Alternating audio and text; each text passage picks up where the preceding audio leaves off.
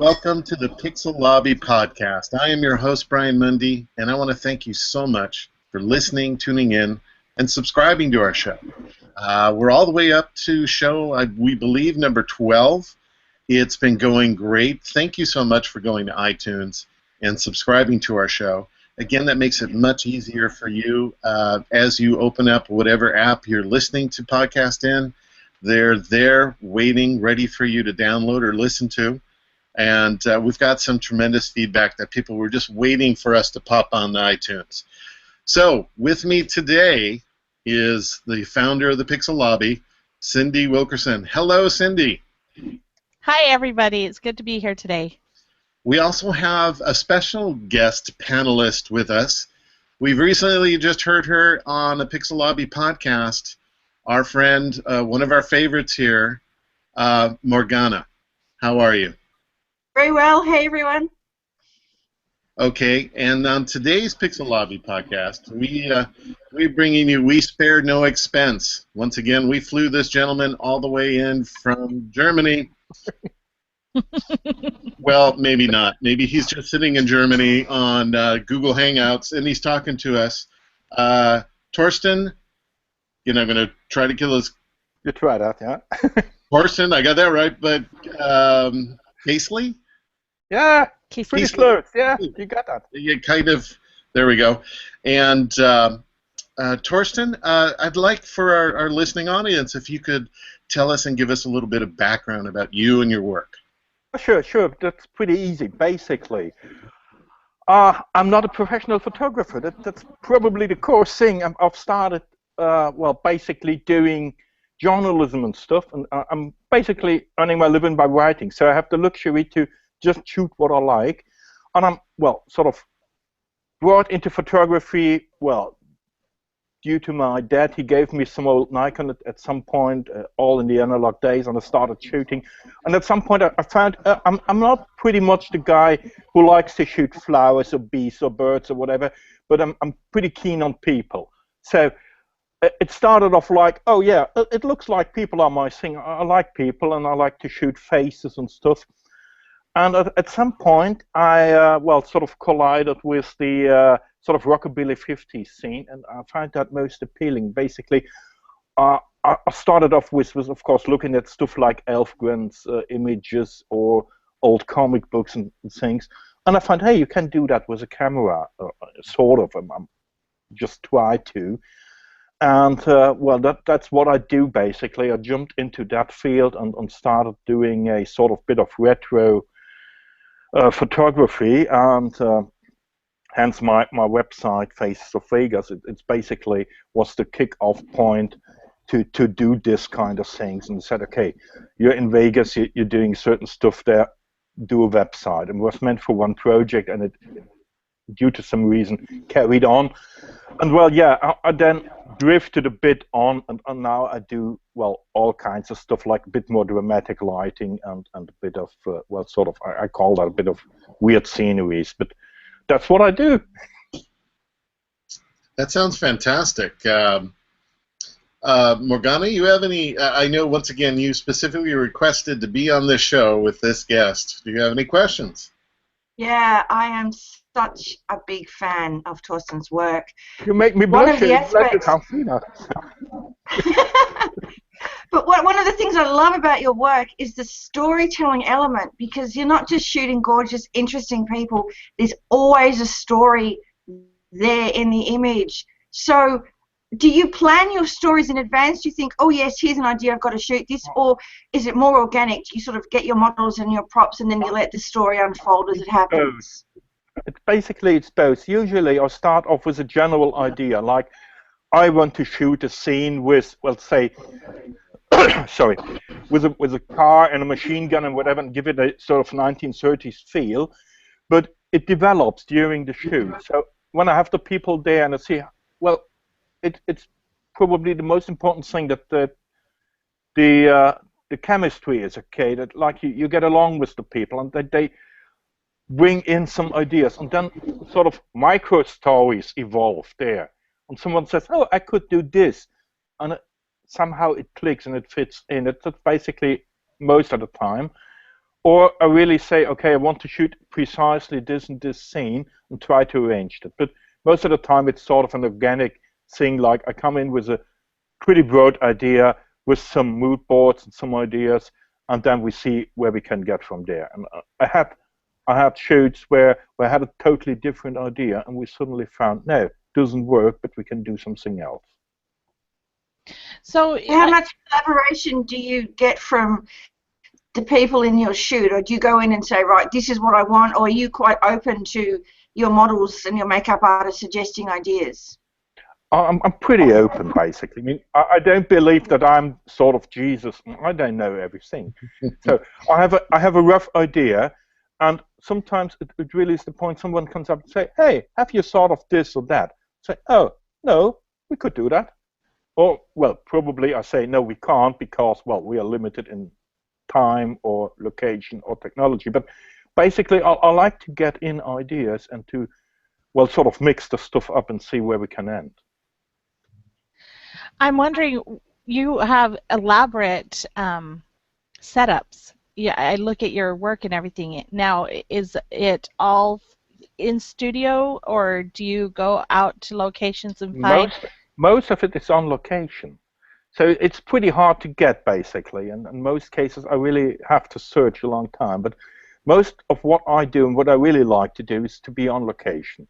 So I try to carry out my gear there and well, sort of find my little angles and pieces, and if I'm lucky, I find an, say, old garage where I can shoot. Find an old mansion with the furniture and stuff, and that's really fun to do. Well, yeah, and some of it is basically it's done in studio, but well, I like it on location. It's more sort of more organic, more comfortable. Your work is fascinating. Now, do you ever do any digital backgrounds? I did some. I do some kind of green screen stuff, but then you notice it. It's definitely on purpose, and say, okay, I want to try this out. I want to do this. But most of the time, I'm too lazy to do cutouts. To be honest, I'm never satisfied with what I see on the screen, and I try to do a proper cutout. And I see all these really cool Photoshop guys, and they do some tremendous work, and I say, okay. And then I try to do it, and I say, oh, heck, doesn't work. Or I need hours and hours and hours to get some detail right. So basically, no, I try to avoid that. And of course, in Germany and Europe, it is so difficult to find things like old castles and mansions and things like that, right? Well, some places are really tied up. It's more the thing, they are there, but the owners either know that it's really worth money, and so they ask you a fortune to shoot there. Oh, yeah. I remember I'd asked one antique shop. They were really sort of a huge, just basically a huge warehouse full of stuff, not organized or anything. And I approached them and said, hey, can I do a shoot here? And they asked, well, sort of around, well, what was it, about $700 US per day, whatever. Wow. And it was like sort of an empty hall and the stuff lying around, so nothing special, no lighting, no anything. So like, oh, you can do that, but cost you. And sure. That's when you step back and say, no, can't do that. And well, some are limited due to, well, their status, like they belong to some estate or some whatever official thingy, and they refuse to have you shoot there. And well, so it tightens up. The longer you look for it, it really tightens up. But it works. It's somehow you get it done. Tell us about your most fascinating or exciting job that you found that you really enjoyed. Oh, basically, there's a few of them, but the one I still have in mind, because it was sort of a kick-off, was my first visit to Las Vegas, basically. We started because it was planned to do sort of re-impression of Da Vinci's Last Supper. And sort of the guy who wanted to shoot it, I was just trying to assist there, but basically that's what really intrigued me. And we found an old diner there, and it was really a sort of pretty nice place, and he got about, well, let's say 8 or 10 pin-up models and some guys, and he tried to do this, and that was really impressive. I found people were that helpful and kind. It was amazing. I mean, I'm used to German rudeness, and they were really sort of totally nice and polite, and it really kicked me off. So, when you find your models, do they find you, or do you do a call out? Now, usually I know my models by now, so I have about sort of handful of ladies I can work with. I know they are, well, quite reliable. As you all know, probably it's always a problem if you have new models. Some they never show up. Some show up the other day. Some show up with totally different ideas. So basically, you need your time to find a few people you can deal with. And I think I got these now. And then what happens is either they call me and say, "Oh, I want to shoot with you again. I have an idea." And that's really what's coming up, that they bring in some idea and say, "Hey, I would like to do this and this, like sort of Alice in Wonderland. I have an idea for that." I say, "Okay, we can do that." Or I call them and say, "Hey, what about whatever we want to do?" And that's how we get to do it. Morgana. So when you're organising shoots, sorry, Cindy, when you're organising your shoots, do you have your own sort of cachet of props tucked away somewhere, or do you have to source them for every shoot? I have very little space available, so basically I only have some little props, like, say, if you need an old camera, I've got that. If you need an old telephone or something, but bigger stuff I don't have, I need to source that. And usually I ask around and see if people will provide something like that, or hopefully the location has it already. So okay. I'm trying to look for something which is, well, most sort of complete. Like these things, when you see my car shoots with cars, it's a few people who not only have the old car, but they have the garage to fit in. And you have all the props and tools lying around in, so I can use that one. On that same note, how about the costumes? Because you have elaborate costumes as well. How do you guys go about working, where to get the costumes? Do you have a designer that you work with, or? That's mostly the case. Either the model has a designer. That's usually when they approach me and say, "Oh, I spoke to designer X, and she wants me to model her dress or whatever she got, or headpiece," and that's how we get to get it. Or I call up on the designer and say, "Hey, we could do this. I have an idea for a shoot. Would you provide a costume?" And that's the main thing to get it. But it's always a bit of, well, sort of a search activity up front. How long would you say it takes to bring one of these shoots together? Because it seems pretty involved. You have to find the location, you have to find, the correct models that you want for it, you have to make sure you have the costume, your makeup artist, scheduling. Approximately how long does it take to get all this organized? Totally different. One shoot, I remember, it took us, I think, about half a year to get it set up. It was like we had the location, then the model had no time. Okay, we had the model and the location, and all of a sudden the makeup artist went. So this fourth time or so, the weather was sort of out of bounds. So it can take ages, but on the other hand, I did a shoot last week, and it was sort of a totally mess. It was a shoot planned for about 3 weeks. And the evening before the shoot, it all went down the drain. I suddenly didn't have a location, I had no model, I had nothing, and was sitting there and said, "Okay, it's Friday night, you want to shoot on Saturday, what to do?" And I managed to, find a model and location on Friday night, sort of 11:30 p.m., and we've been up shooting sort of 11 the next day. So it can go pretty fast, but that's the rare things when you get lucky. Usually, I would say it takes about 4 to 6 weeks to set it up. We're all wow. But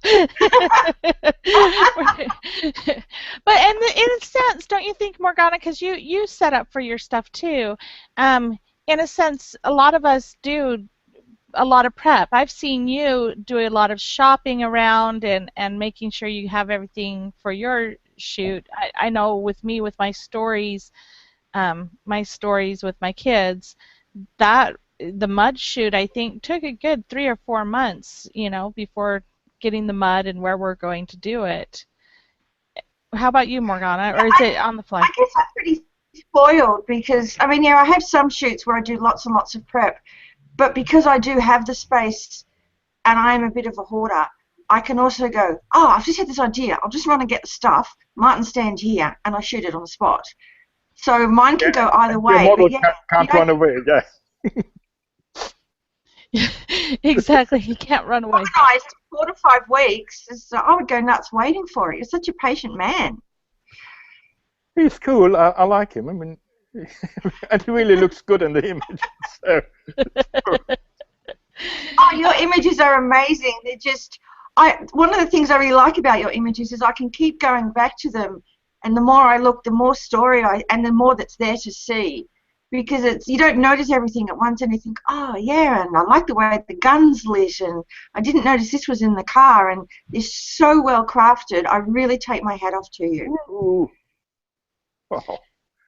The ones that really spoke to me were not, you do have the pinup style, but you also had some that almost went into a Victorian-ish. Yeah.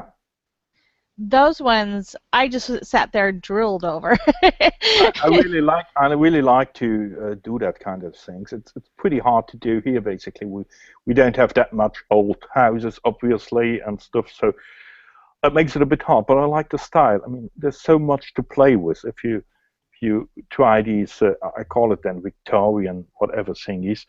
You have so many props you can use, like a mantelpiece, and you can put in candles and whatever, all kinds of stuff, and you have gorgeous dresses. You can do a lot with that. But well, yeah, I try to do that more. Yeah, those are really neat. Now, on those locations, do they usually have the flowers or the stuff there? Most of the time they do, because as there are only a few of them left, they pretty much are made for show or for, well, sort of not museum style, but well, yeah, they are used to people coming to shoot there or do whatever, and so they have a bit of a, well, decoration. So let's back up to the beginning. You said you're not really a photographer, which I don't agree. You are. But so you're an author, and you said you got your camera. Kind of talk to us about the timeline and how long it took you to learn what you do, because your work is immaculate, and the skin and detail and your work with the lighting is really beautiful. That had to have taken time to learn. It took a bit of time. When I started off, okay, I did just normal snapshots like everybody else, and it took a time to evolve, of course. I had a huge break then in between due to work. I mean, I had no lab available. I tried to do my own development and enlargements and things in the analog days, and then at some point I couldn't do that anymore. I didn't have a lab and I had no time, and I put the camera away for, well, say roughly about 10 years or so. And when digital came up, I got intrigued and said, oh, you have an idea of digital technology, it looks quite good. I started off, bought some, well, from our point of view, pretty odd Olympus cam. It looked like sort of a plastic box, and I think it had 3 or 4 megapixels, but at least it made image and started to shoot again. But I wasn't happy with the quality, not at all, so I said, okay, we will need to wait a bit. And at some point, Nikon came up with their first sort of professional and affordable camera, and I jumped in and bought a, what was it these days, a D100 or something. And that's when I started to shoot again, and I learned how to handle digital, which is quite different, of course, from analog media. Well, and from there on, well, yeah, it developed a really, well, it took, I would say, 3 or 4 years to come to that point where I knew what I wanted to do, how I wanted to do it. And then I tried to figure out how does light work? How do my flashes work? I was quite afraid using flash when I started, because it was like, well, flash everybody else does. Like I hammered it in their faces and wondered why it looks like crazy. And it took me a while, and I did a lot of learning by, let's say, video trainings and other stuff, and found out, oh, this is how it works. And then it went sort of rapidly upwards, and I think by now I would say I have a rough idea how to use my I would say so, definitely. Well, keep it rough then, you know. Yeah, pretty rough. I just do everything dark so you don't see the flaws in it.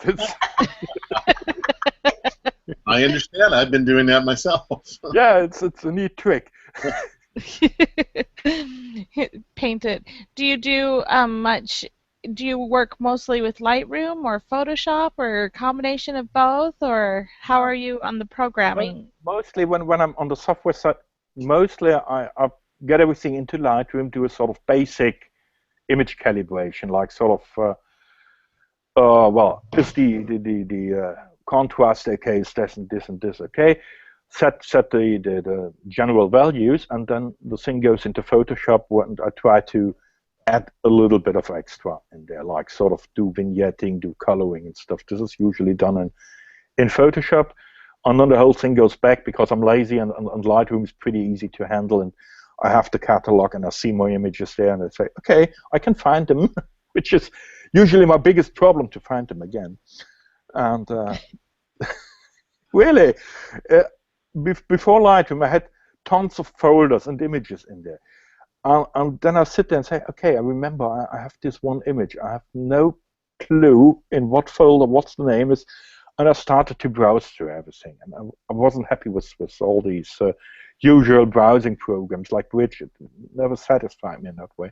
So Lightroom was really something where I say, oh, I can use that. It works for me. It's everything sort of like in one place, and I don't need to think where it is. And so this is my workflow, basically. Get it into Lightroom, basic adjustments there, up to Photoshop, and in Photoshop I do all the finer work, or, well, sort of add a bit of detail, or copy things in, use some plugins on it, and then it goes back. Are there different artists that you have followed and look up to? Oh, there's quite a lot, basically. I think I have a huge list of artists I really like. But, well, there's a few guys I really love. But for one is to mention Morgana. I mean, I like her work. I really love it. It's fantastic. Yeah. But I won't tell her, just to keep her quiet over there in the corner, so we don't tell her that. But I'm obviously very fond of the work of Frank Doerhoff. He does amazing writing, and he's sort of the guy where I always look at and say, wow. Yes. Why can't I do that? And how does he do that? And he's really such a creative guy. I've visited him once or twice, and he's really, at the same point, such a kind and open guy. I mean, he's sort of really one of the big guys. Yeah. He really is, but I mean, in the sense of popularity and stuff. And he's totally open. You can ask him, and he really explains things and shows you how he does it. And that's really amazing. I really look up to him and say, wow, he's really cool. And the other one I really love is Lynn Dewis, because he's a fantastic Photoshop artist. And I really enjoy how he models his images. Yes. If you look at his bodybuilder book. Have you read his book? No, Lynn's, no, not yet. I'm still waiting for it to come here. I've ordered it some days ago, and I'm waiting for it.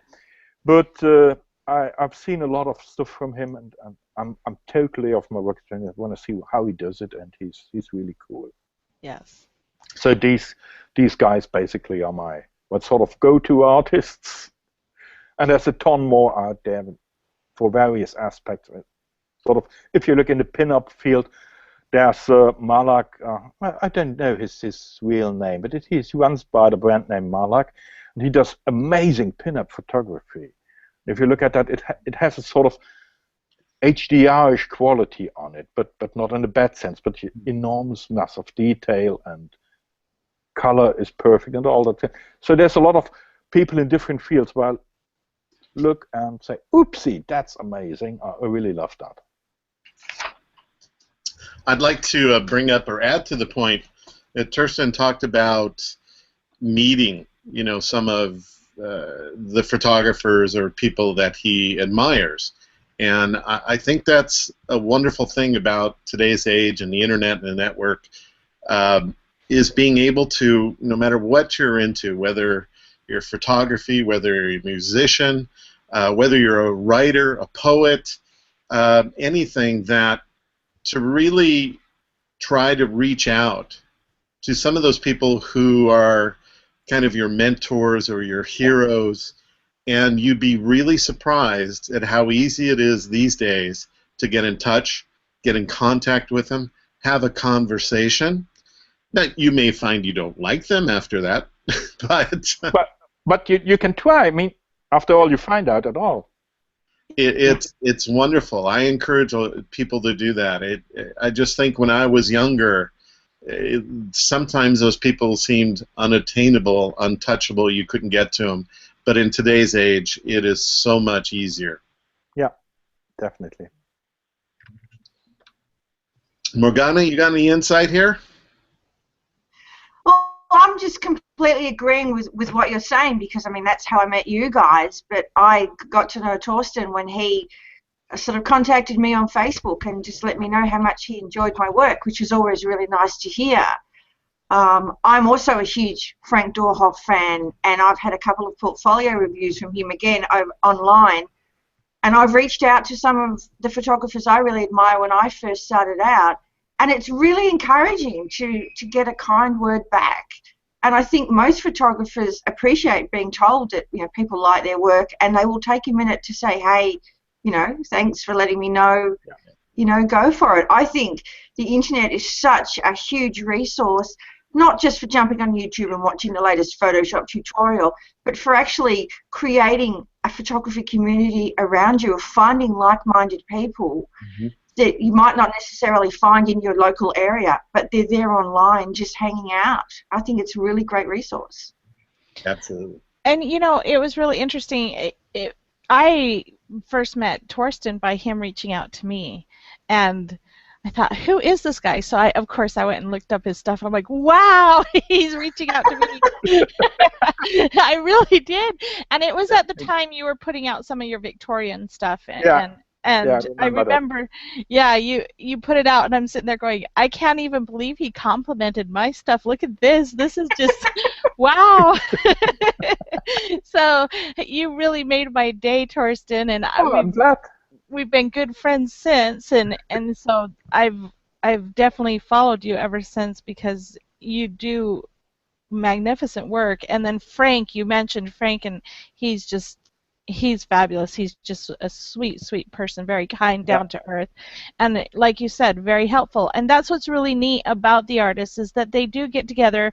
For the most part, you can find artists that are out there, not all of them, but for the most part, I'm finding most of them are very agreeable, very kind, approachable, and as long as you're willing to work and learn and do your part too. And don't you think that's part of it? I think that's the main point. I mean, it's a give and take in some way. If someone notices you always approach them like, can you do this for me? Can you do this? Can you do this? They will shut down at some point. Certainly. Oh, for sure. But if you give something back, and I mean giving back in terms of like saying, hey, I tried what you told me, and look, this is what I've done. This is how this is my angle of it. And if you give feedback, I think then people are pretty agreeable, and they enjoy conversation.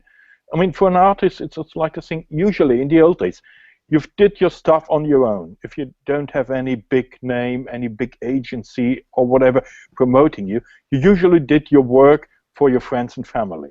So like a pretty close group, and they all are usually kind to you and say, oh, it's lovely, whatever you do. But now you really have a chance to get a sort of honest feedback from people, or to learn stuff you could never learn before. Like, I mean, look at us here. we're sitting all over the world at the moment. Yeah. I mean, it's amazing. It is. We couldn't have done that before. No, no. Torsten, so what is the end in mind with a lot of the work you do? Is it strictly that you're hired by a client to photograph and then provide them with images or files, or do you shoot on your own with the intent to sell that work, whether it be stock photography or gallery type work? What is your goal and end in mind with your? My main target is basically, as I said, I'm usually writing. So what I do is I need my photography as an illustration, obviously. So when I do articles on say Photoshop or whatever, or Lightroom or whatever, I need new stuff all the time. So I shoot it, and I like to just use my stuff and show it off and have it sort of made to measure for what I want to say in that article. That's one thing to do. On the other is basically, well, I want to shoot what I have in mind, what the vision I see with that image, with the model I see in front of me, and I want to create that. If someone wants to buy it, I'm happy, but I'm usually not shooting like a stock photographer would, or a sports photographer. Like, I'm not shooting with the purpose of what angle do I need to sell this image. Sure. Then I would probably do something differently. I would post my models differently or whatever, and like say, okay, this is popular, like this is typical Playboy shoot, I can do that, and this would sell, but I just have a different angle on it.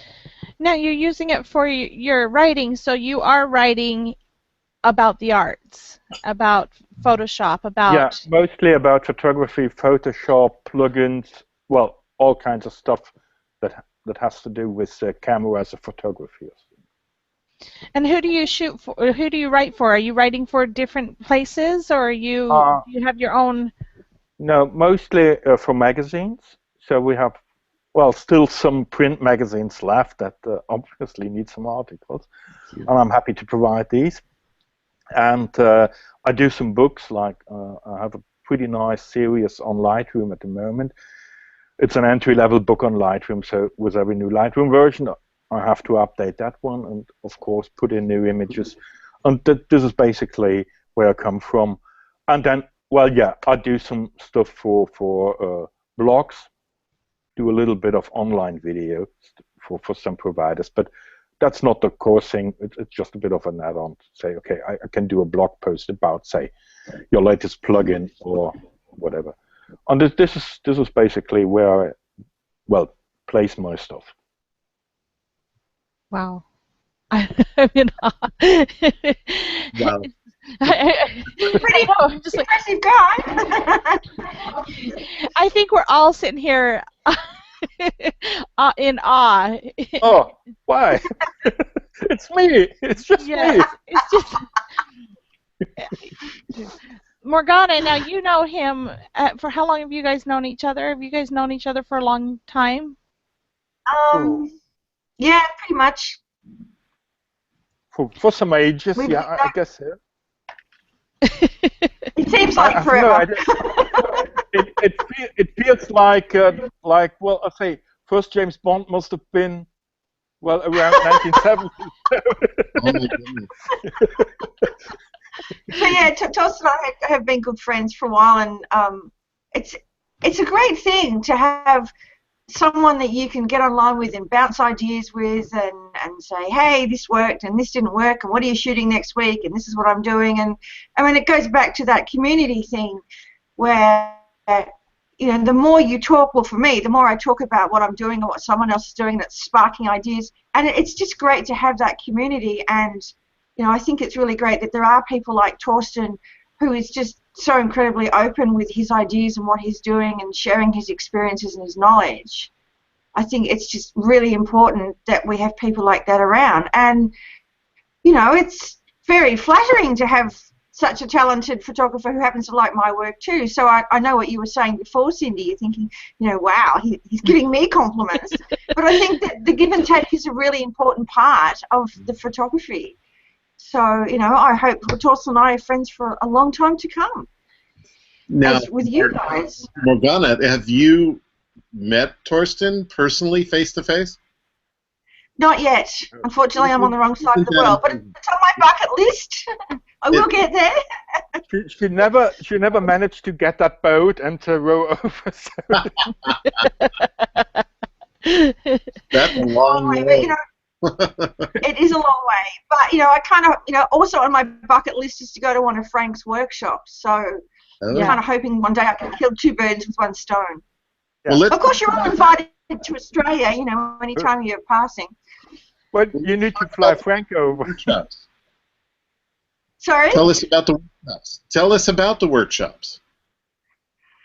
Oh, look, Frank does amazing photography and lighting workshops, and he just, how he creates his pieces. I'm sorry, for some reason when you said Frank, I was thinking of Torsten, so I thought, you know, Torsten, tell us about Torsten. Hey, if Torsten wants to do a workshop, I would so be there too. Absolutely. There you go. There you go. There you go. I'm in Germany. Hint, hint, hint, hint. Are you coming out to Vegas again? I will try to. I'm not quite sure when, but I'm working on it. I definitely like the city. I mean, it's a totally weird, nice place, but I really love it. Would you be up to Seattle? Seattle, that's well. We have fun and weird there too. That's something. They have coffee. Coffee? Yeah. I'm in. Lots of coffee. Everywhere you turn. I'm allergic to it, so you can drink it. You're allergic to coffee? I am, believe it or not. That's impossible. Nope, it's not. Oh but we God. have underground tunnels, and pinups are really pretty popular out here too. We have some wonderful locations. Plus, we have the beaches. We'd have a fun time. It's tempting. It's definitely tempting. And the part of the Seattle tourist board. Yes. Is that what drew you to Las Vegas? Was the quirkiness and the surrealness, and is that what got you into Vegas? Is that what appealed to you? It's a bit of a weird thing. I mean, usually your usual image from Las Vegas is like sort of casino and show and stuff like that. When I came there, and it was like, okay, it is all that, but as soon as you move out of the city, I'd say give it a 10-minute, 20-minute ride outside. You have an amazing landscape if you're into deserts, of course, but it's amazing. It's in the my territory now. It's wide open spaces, which is probably not that new for you, but we have a pretty tight country here. We've got cramped up cities and stuff like that. And if you're, I mean, the feeling to be on a road and to drive for half an hour and nobody passes you, it's just like sort of sheer craziness to me. And it was like wow. And it's really, it's all of that. Like it's an amazing landscape. I find people are amazingly kind and helpful, which are never expected in a city which is overrun by tourists. And did you get an opportunity or thought about Death Valley? Death Valley is something on my mind for quite a while. I'm pretty tempted to. You enjoyed the desert, the southwest desert of the United States. Death Valley is just absolutely amazing. So I need to work my way all through the country. I noticed that. I have a few places I want to go. I mean, it's not just like only Las Vegas, but this is sort of the one thing where I got hooked. I mean, sure. But I have some spots in mind I would like to visit. Well, yeah, we need to try that. Yes, definitely. Well, you'll have to let us know if you come out. We'll have to all meet up somewhere. Definitely, we need to do that.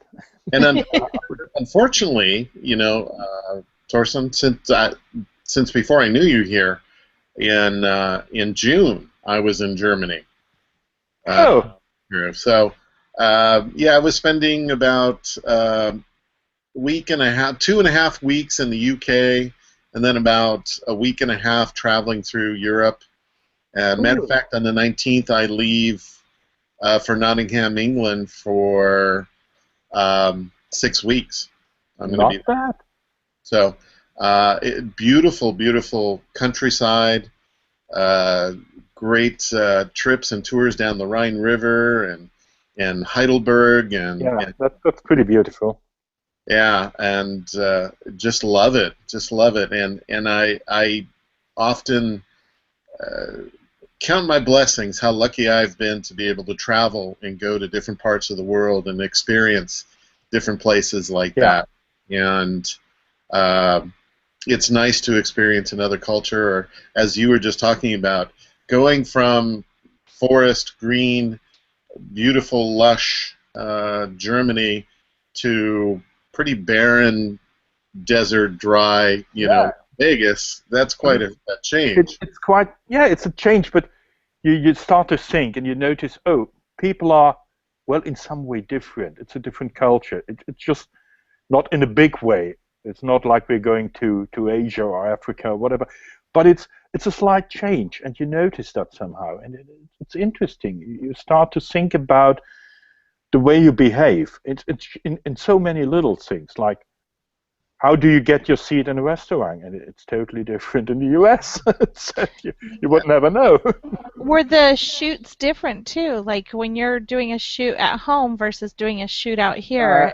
Yeah, it's totally different.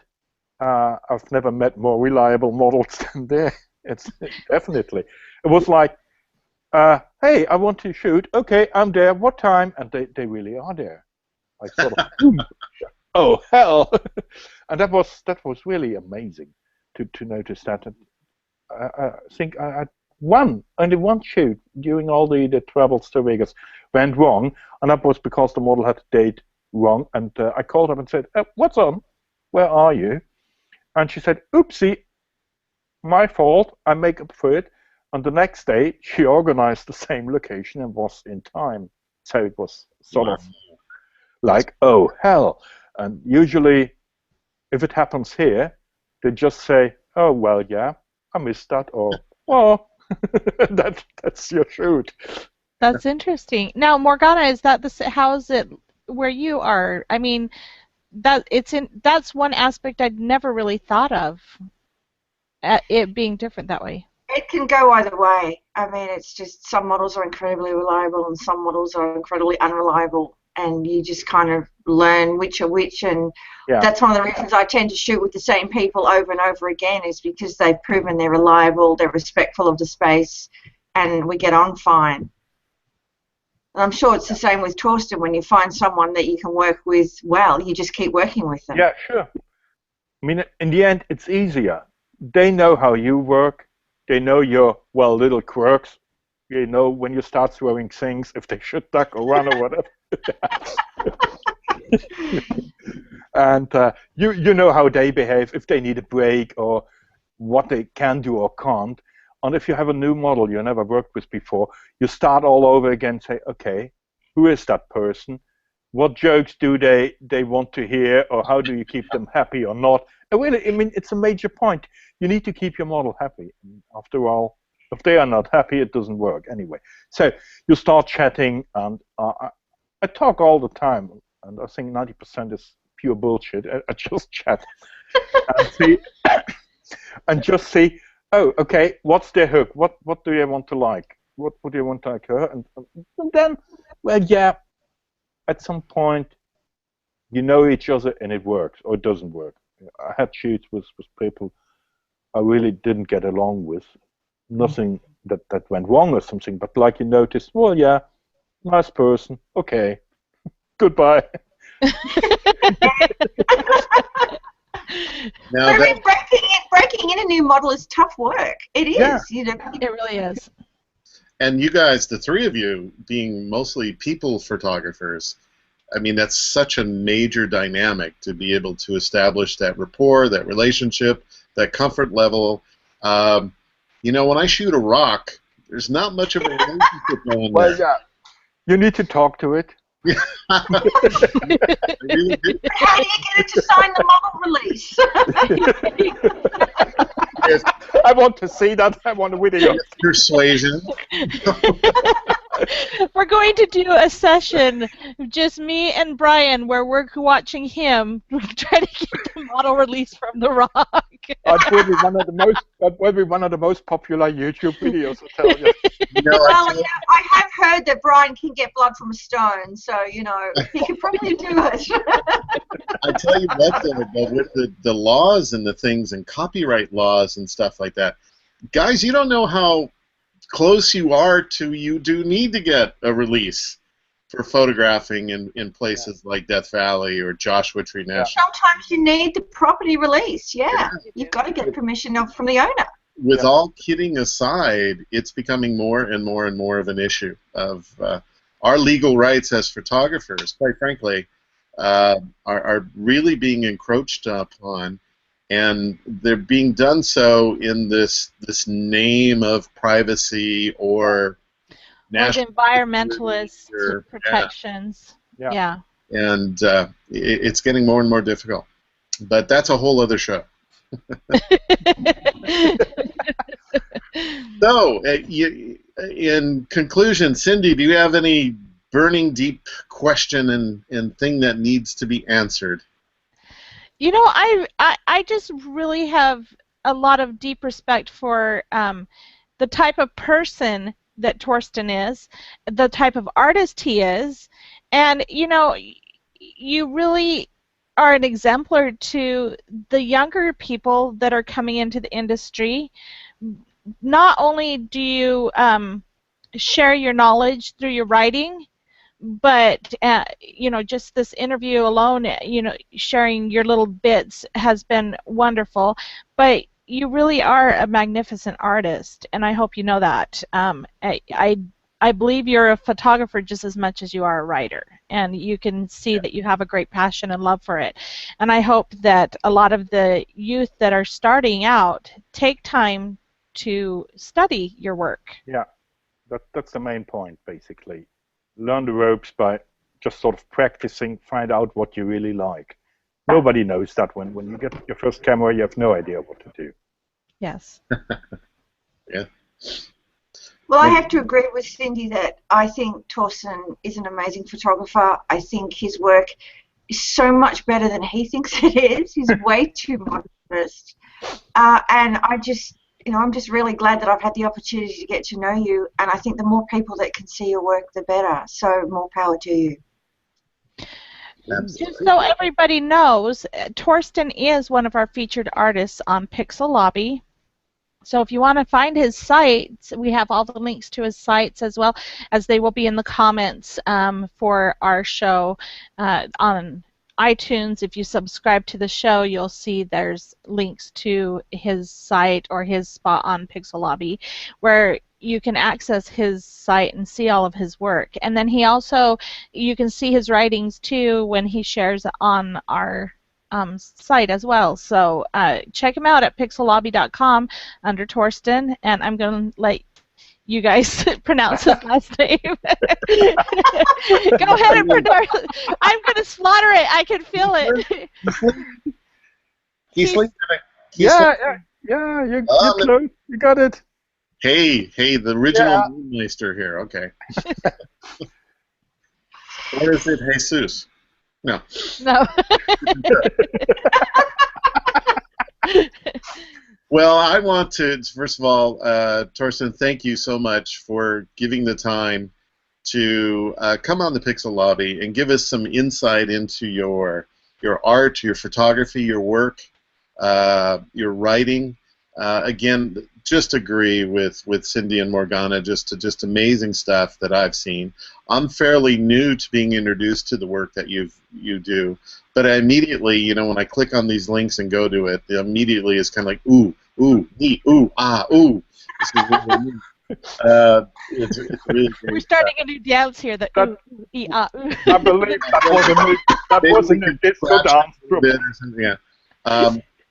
Morgana, thank you so much. She got up really in Australia Yeah, that's Very early in the morning. I'm absolutely stunned that you made it 6 a.m. I wouldn't have missed it for the world.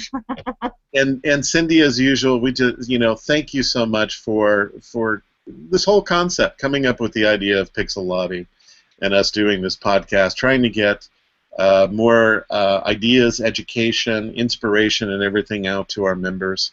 We appreciate that very much, and to our listening audience.